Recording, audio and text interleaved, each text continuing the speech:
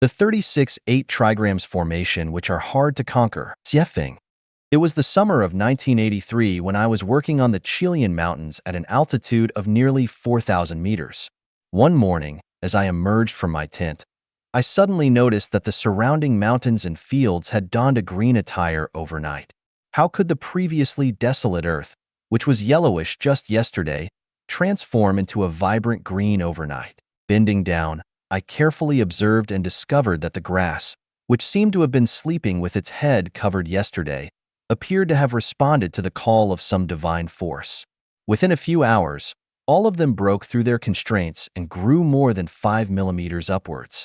What amazed me even more was that a few days later, the wildflowers bloomed all over the mountains and fields.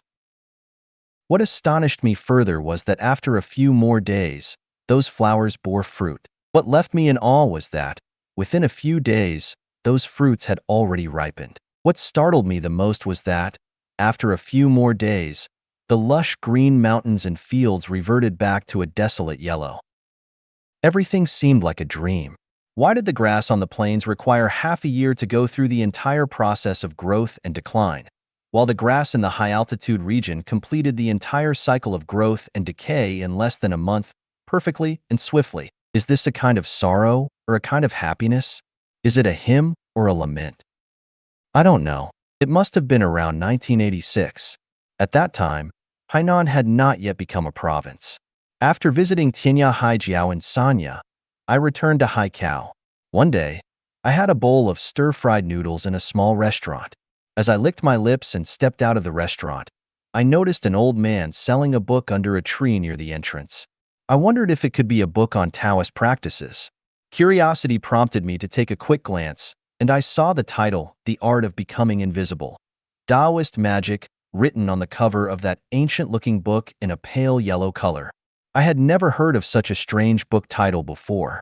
I flipped through a few pages, filled with terms like heavenly stems, earthly branches, and 5 elements, but I couldn't understand a single sentence. People who love books have a peculiar habit. The more incomprehensible a book is, the more they enjoy collecting it, at least for the sake of appearances. This book was indeed quite expensive, but I still bought it. Back at my workplace, I occasionally flipped through The Art of Becoming Invisible, Taoist Magic, but I couldn't understand it. During a visit to my hometown, my younger brother mentioned an unfortunate incident that occurred in a particular family in our village. He said that the calamity that befell them was said to have occurred on a highly ominous day, coinciding with a joyous event they had organized. He proceeded to inform me of the specific day on which they held the celebration. Puzzled, upon opening The Art of Becoming Invisible, Taoist Magic once again, I discovered that the date my brother had mentioned was indeed recorded in the book, highlighting it as a highly ominous day. It turns out that the knowledge of selecting auspicious dates in Chinese cultural treasures is not superstition after all. The Art of Becoming Invisible, Taoist Magic is fascinating. I delved deep into the world of The Art of Becoming Invisible, Taoist Magic. To my surprise, I realized that it was an extraordinary and unparalleled book. It turns out that the wisdom of Jiangxia, Zhangliang, and Zhuge all stemmed from The Art of Becoming Invisible, Taoist Magic. Ancient Chinese sages were truly remarkable. My grandmother once told me a story. She narrated, in the distant past, there was a peculiar individual who constructed a door using stones in a flat area. There were no walls, and both the front and back of the door opened up to vast fields, completely unobstructed and visible at a glance. People could walk around the door to reach its front or go to its back. However, this eccentric person informed everyone that this door was a celestial gate, and once someone entered, they could never come out again. The crowd burst into laughter, commenting that this peculiar person must be crazy or mentally ill. There was a young man who, in a carefree manner, wanted to prove that the peculiar person was indeed crazy. He walked towards the door, and as soon as he stepped over the threshold, he was stunned by the sight before his eyes. He beheld ancient towering trees, verdant rolling hills, distant peaks shrouded in mist, graceful cranes soaring in the sky, waterfalls cascading down cliffs, and the gentle sound of flowing water. It was a magnificent and enchanting scene, like a splendid paradise. The young man forgot his original intention and continued walking along the forest path. After a few turns in the mountains, he came across a house nestled at the foot of a hill, with wisps of smoke rising from the chimney, emanating an atmosphere of tranquility and elegance.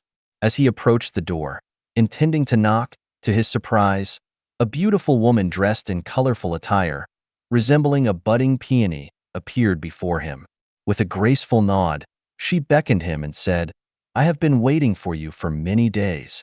Please come inside quickly." As he stepped into the hall, he saw a middle-aged woman with a kind expression, neat attire, seated gracefully in a high-backed chair. She beckoned him, saying, "Come, come. You have a destined bond with our young lady spanning several lifetimes. Today is an auspicious day, and I shall arrange your marriage." The story continues with a joyous wedding night, filled with candlelight and bliss. They went on to have children, and it is said that they had a total of 5 sons and 5 daughters.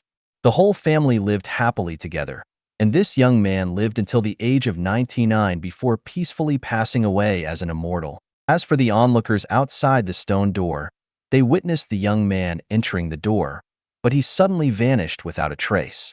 They searched frantically, running here and there, but they couldn't find him. In the end, they demanded that the peculiar person remove the magic and return the young man to them. The peculiar person said, "Be patient. Be patient.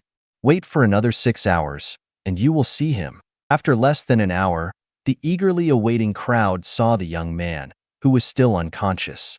Just as they were about to inquire about what had happened to the peculiar person, they realized that both the peculiar person and the stone door had disappeared without a trace. It was then that the people realized they had encountered an immortal. My grandmother continued to speak to me, saying, "Silly boy, if you contemplate the mysteries of the heavens and earth, profound truths may one day become clear to you. Do you want to become that young man?" I replied, "Grandmother, you're talking about mythology. We are now studying science, and mythological stories are made up by people. How can I become that young man?" Grandmother responded with, "I don't understand science. Let everything be determined by fate." Later, when I read The Story of the Magic Mirror, the scenes of the White Flower Fairy descending to the mortal world and the children of Luo Binwang and Su Jingya breaking the Yu-Water Formation, Fireless Formation, Ba Knife Formation, and Kai Bei Formation, I couldn't help but recall my grandmother's stories and reflect on the process of growth and decay I had personally witnessed in the grass on the Chilean mountains. It was then that I realized the boundless mysteries that exist in the universe. I have just realized that the magic of the art of becoming invisible, Taoist magic, lies in its ability to create and break formations. I have just realized that the greatest creator has laid out 36 8-diagram arrays in the universe. I have just realized that we humans exist within one of the greatest creator's formations. Who can decipher the greatest creator's formation? Who can unravel the secrets like Xie Sun did with the dragon-slaying saber? It all depends on our destiny.